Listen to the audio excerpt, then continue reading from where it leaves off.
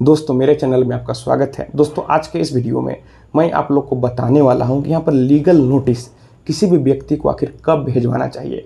दोस्तों तो इसे जानने के लिए आप इस वीडियो में अंत तक बने रहें, और अगर आप मेरे चैनल पर नए हैं तो फिर चैनल को सब्सक्राइब करके बेल आइकन को भी प्रेस कर लीजिए, ताकि मैं जब भी कोई ऐसी इन्फॉर्मेटिव वीडियो आप लोग के लिए अपलोड करूँ तो फिर आप लोग को उस वीडियो की नोटिफिकेशन मिल सके।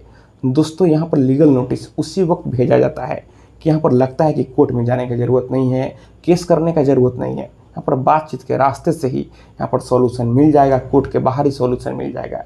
जी हाँ, कई बार देखा जाता है कि जब लीगल नोटिस जाता है तो फिर जो भी प्रॉब्लम होता है उसका सॉल्यूशन आपको मिल जाता है। जी हाँ, कई बार चेक बाउंस के केस में जब आपका चेक बाउंस हो जाता है तो फिर जब आप वकील साहब के पास जाते हैं तो फिर आपको वहाँ सलाह देते हैं कि आप उसे लीगल नोटिस पहले भिजवाइए। तो जब वकील साहब लीगल नोटिस आपके फेवर में भेजते हैं तो फिर वह व्यक्ति आपके पैसे का भुगतान कर देता है। या फिर कई बार यह होता है कि पति पत्नी में अनबन हो जाता है, पत्नी यहाँ पर मैके जाकर रहने लगती है। फिर यहाँ पर पति जब वकील के पास जाता है तो फिर यहाँ पर वकील आपका सलाह देता है कि आप अपनी पत्नी को यहाँ पर लीगल नोटिस पहले भिजवाइए। तो फिर जब लीगल नोटिस जाता है तो फिर यहाँ पर पत्नी वापस चली आती है। या फिर ज़्यादातर पैसों के केस में, जी हाँ, आप किसी को विश्वास में आकर पैसा दे देते हैं और फिर वह पैसा नहीं लौटाता है, और जब लीगल नोटिस जाता है तो वह पैसों का भुगतान कर देता है। तो यहाँ पर कहने का मतलब यही है कि जो चीज़ कोर्ट के बाहर बातचीत से सॉल्यूशन मिल जाए, आप किसी को पहले चिता दें, इंटीमेट कर दें, पहले ही बता दें कि मैं केस करने वाला हूँ, आप पहले ही कॉम्प्रोमाइज़ कर लो, आप यहाँ पर बातचीत का रास्ता अपना लो, तो फिर उस वक्त लीगल नोटिस भेजा जाता है। यहाँ पर कोई किसी का मर्डर कर दे उस केस में आप लीगल नोटिस नहीं भेज सकते हैं, यहाँ पर इसका कोई मतलब ही नहीं है। लेकिन आप किसी को उधार पैसा देते हैं, वो पैसा नहीं लौटाता है, तो फिर इस सूरत में लीगल नोटिस भेजा जा सकता है। और फिर चेक बाउंस के केस में कई बार अगर आप सीधे कोर्ट में जाएंगे तो कोर्ट पहले बोलेगा कि आप लीगल नोटिस भिजवाइए, फिर आप कोर्ट में आइए। जी हाँ, यहाँ पर चेक बाउंस के केस में लीगल नोटिस भेजना एकदम अनिवार्य होता है, कंपलसरी होता है।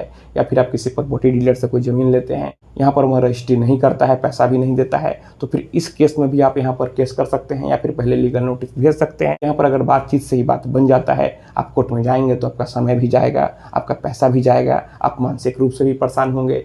लेकिन अगर लीगल नोटिस से ही अगर मैटर सुलझ जाता है तो फिर यह अच्छा है।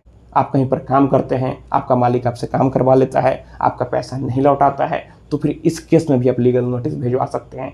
तो यहाँ पर मैंने पहले बताया कि जो चीज़ यहाँ पर कोर्ट जाने से पहले ही सुलझ जाए उस केस में आप लीगल नोटिस भिजवा सकते हैं। तो अगर आपको कोई चेक देता है, वह चेक बाउंस हो जाता है, तो फिर आप इस सूरत में लीगल नोटिस भिजवा सकते हैं।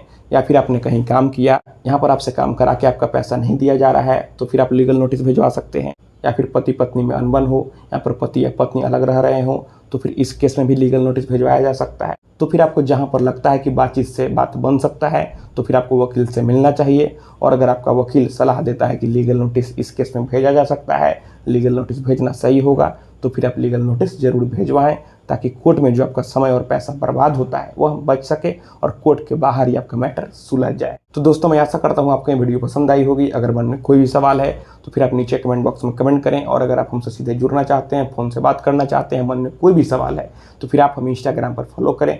मेरा इंस्टाग्राम पर वही यूजर नेम है Pritesh1584, आप हमें फॉलो करें, मैसेज करें। और अगर फ़ोन से बात करना है तो फिर इंस्टाग्राम पर ही मैसेज करके अपॉइंटमेंट बुक कर लें। तो दोस्तों आप इस वीडियो को अपने दोस्तों और रिश्तेदारों में भी ज़रूर शेयर करें। हम लोग मिलते हैं अगले वीडियो में एक नए टॉपिक के साथ। तब तक आप अपना और अपने परिवार का ख्याल रखें।